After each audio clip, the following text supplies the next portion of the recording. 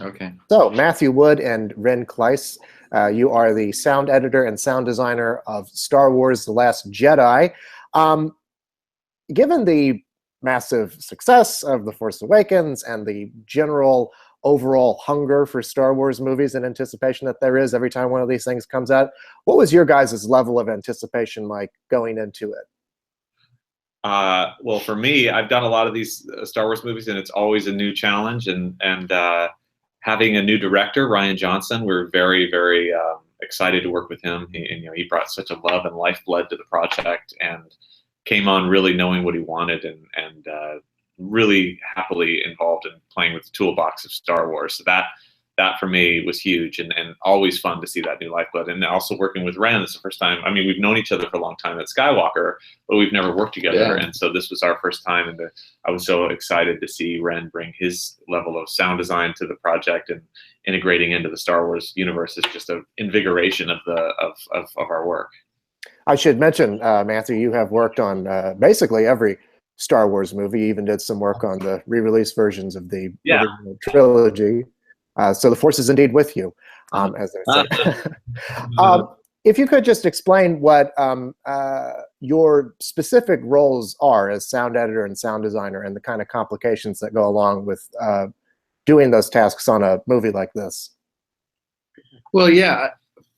I mean, for Matthew and I mean, this is my first Star Wars. I'm like Matthew, who's been involved, as you just said, for many years now. So we kind of figured out that obviously the legacy of what's the sound design that already exists in Star Wars exists. So a TIE fighter wouldn't change necessarily, but all the new sounds that Rian had written into his script needed new sounds. And so we decided, well, I'd work on those sounds, and then Matthew would work on all the new dialogue.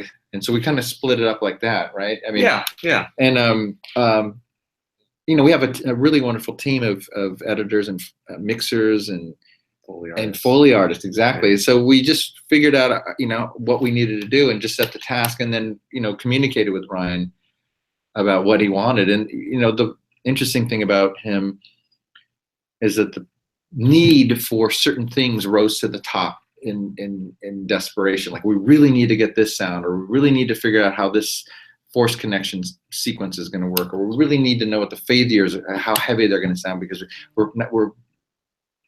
want to make sure that the animation is going to work, or what have you. So, we would get dispatched by him and Bob Desai, his picture editor, to feed them things. And so a lot of sounds were being built and cut and then sent to them. They could lay it into their Avid.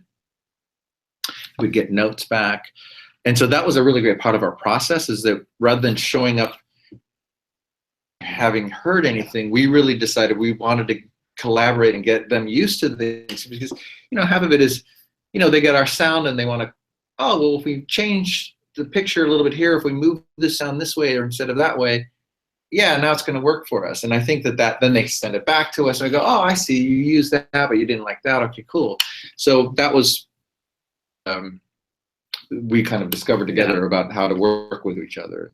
I mean, we came on, one of the great things about working at Skywalker has been that the legacy of Star Wars, George Lucas always considered sound to be 50% of the experience in the theater. So we really would start early on all those projects, and we'd get the script and get to start, annotating what we thought were going to be sound moments in the script. And then one of the things that was extended to us, which has been great, has been Kathy Kennedy had us come to the set. Yeah. So really early on, we got to go to the creature shop. We got to tour the sets. We got to see all the weaponry. We got to see sort of the designscape of the film in production. So we're walking on the Millennium Falcon. We're going to the casino on Canto Bight. We're holding Neil Scanlon's porgs in our hands. So a lot of that's not normal for a film to be able to go and do that. So that has been a great extension of the legacy of Star Wars into something that Kathy has provided for us, and that's just inspirational. Yeah, it's nice to be. And then in terms of designscape, then we'd see mocked up with previs, and so you'd be able to kind of see the film before it was even shot and touch everything. It actually helped inform the sound. So we were really lucky that they opened that door for us and kind of let us in, which was really cool. And it's funny, some of the key moments, as you're saying, that rises out of the need are sometimes driven by the toys. I mean, they've got a schedule where it'll be like, look, we have these weapons or these creatures or these voice processes that need to be first because they got to get them in the toy production cycle. Yeah, so the toys are like driving the whole thing. Yeah, so it's like porgs and ships and weapons but I think that's good actually to have. Sometimes you have milestones you have to hit and it elicits discussion early on, and so it's not all a big rush and a jumble at the end of the project. This was the first Star Wars movie I've ever worked on where we got done so early. We were actually done. We weren't right down to the wire of, look, if we don't finish now, the lab's not going to be able to make it happen. So, I mean, we really got done early and we had a very small amount of overtime just because of the clarity of what Rian wanted. And he was there with us at the final mix. He was there with us at the beginning of when the script was completed. So his love for the project, as well as knowing his clear idea of what he wanted and his collaboration with us, just made for a wonderful experience for both of us. Yeah, it was cool. And it was funny. He was there every day sitting with us, mixing, but he had already heard all of our work for quite a long time. So he already knew the things that he liked and the things that he wasn't quite so crazy about. He would let us know, and we would work on those. And it was amazing, just to be able to sit there and shape it, and then you could really start to sense, oh, you want the music to push there. Oh, okay, that's interesting. Why? And because characters, when Holdo's feeling this, we have to enunciate this emotion.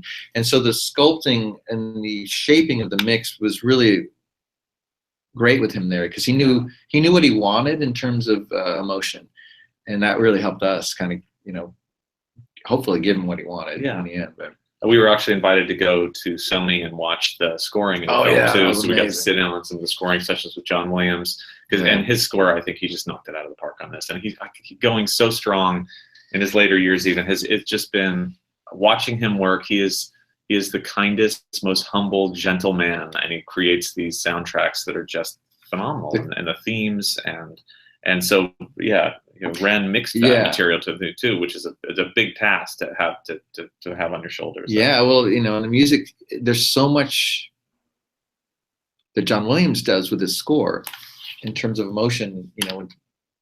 For example, when Finn and Rose meet each other and they have this incredible dialogue, and there's so many shapes that the music feeling, what he's feeling, her doubt, her connection to her sister, the resistance, all these themes come through, and it's really really support the film. And what was great when we were there watching him conduct is that he knows every single person's name in that orchestra. In there, he knows every single person, and he will say, "Oh, can we stop? And at bar 32, Bill, can you not play your French horn just from bar 32 to bar 33 because I want a little more clarity?" And they would say, "Yeah." And it was fantastic watching him work. And he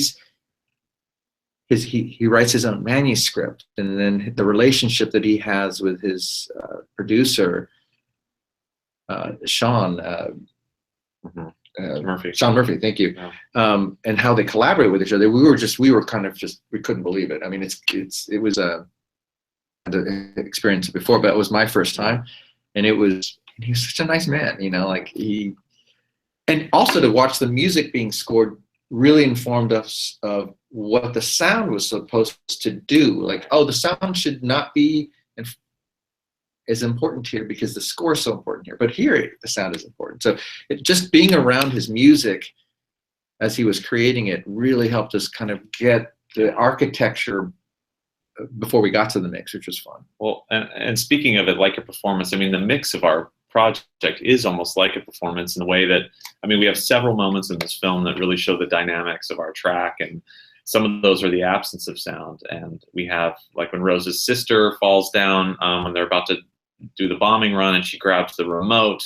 We have the Force connection sections. We have when Holdo sacrifices herself. We have the start of the Praetorian Guard fight. All these moments are shaped to kind of bring you in and bring the viewer into these very intimate times in the film. And that's a shaping of the mix with Parker, Michael Szymanczyk to sort of bring that performance of our soundtrack to work with John Williams' music. And that's the most exciting time for us. It's 5 or 6 weeks with Rian in the room. And, you know, just like John Williams, he knows all the names of the crew members in the room, and we're having just a blast with him. And that's where you're really shaping the soundtrack. And bold moves like that Holdo sacrifice can be made only when the director is paying attention to sound like that. And Rian just totally was collaborative there. And that's why we have these really fun spots for us as sound artists really to be able to say, hey, like, you know, people coming up to us and saying now, I mean, the movie's been out a day and people are already coming up and talking about this section. So that's super gratifying. I mean, when we saw it at the premiere at the Shrine in LA, we audible gasps in the audience during that moment when Holdo sacrifices herself. And that's just super fun, like to know that it paid off like that. Mm-hmm. Those battle sequences are particularly well done from a sound standpoint. Can you talk about creating the different sounds and balancing those out? Yeah, I mean, the opening sequence, the bombers are new, and so Ryan really wanted to get this World War II be like a P-39, like this guttural sound. He wanted it to almost sound like props, and so we actually ended up sourcing and using bombers to give that sort of phasing, you know, like when you used to watch 12 O'Clock High, or, you know, some of those old that had those iconic World War II bombing plane sounds. And so, and then of course there are the other vehicles or the other spacecraft that are playing there. We're having to play with pitch because some of the smaller craft, when we had the original sounds that were made for it, they wouldn't speak because the bombers were in the same sort of frequency range. So I ended up having to like rethink some of the pitching.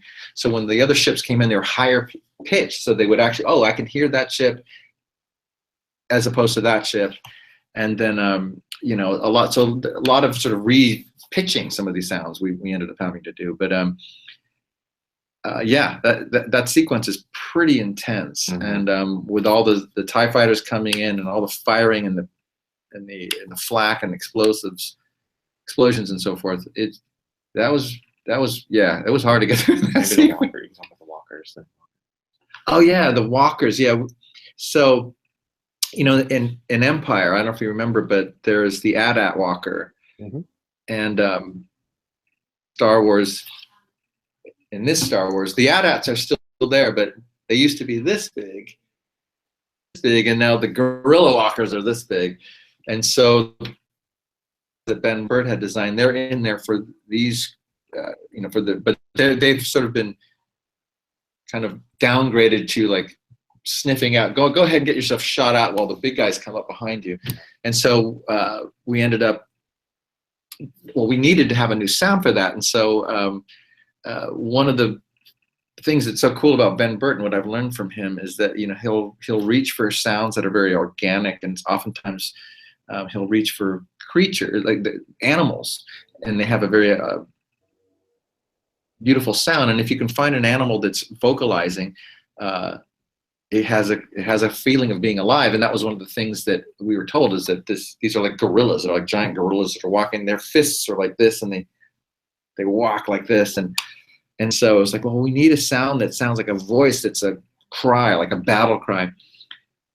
The sound that our friend Al Nelson, it was the worst recording. It was of a lion that he was recording, and he had one of those terrible recorders, you know, but it was all distorted. And he was really nice to share that sound with me. And he goes, oh, this is a terrible sound. I was like, oh, and I'm like, oh my God, but there's one little section in there. It was like, and it made this sound. I'm like, oh my God, if we took that, slowed it down, crushed it. And so that was sort of like the main core of this new gorilla walker. So if you hear it, you'll hear this cry of it in the film. And Matt and I really were happy with how it turned out, because it feels like it's, oh, we have our new sound. It's a signature. It's like one of those moments where when we're going through the film, and now, I mean, we watch it a lot, obviously, but it's one of those moments where that sound is now really identified with that. They're now, you can never separate that. That's the goal, like, you know, because Ben has set the if you can't create that that sound, you're like, oh, damn you, Ben Burt. Well, gentlemen, I know you've got to go. Thank you both so much. It was a pleasure talking with you, and congratulations on the movie. Thank you very much. I hope you guys like it. I did. I hope everyone else does as well. Good.